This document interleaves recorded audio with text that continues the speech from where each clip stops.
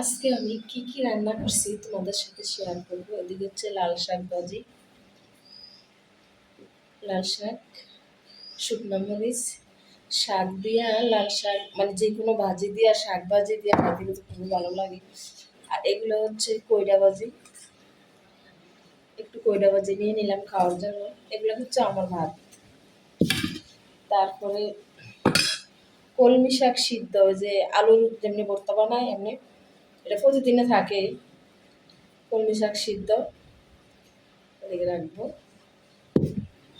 তারপরে কি রান্না করছি, এই যে সিম আলু টমেটো একসাথে একটু নিন।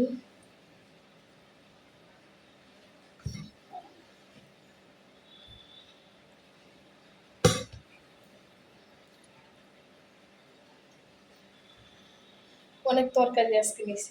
ভাত এক চামচ, এক চামচ তো একটু বেশি হইব। ভাত নিয়েছি। এগুলো হচ্ছে আজকে আমাদের খানা, তো এখন এগুলো খাবো।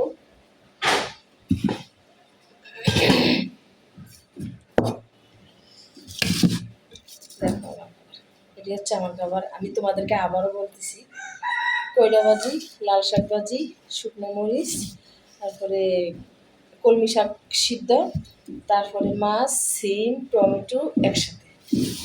এগুলো হচ্ছে আবার আমার খাবার।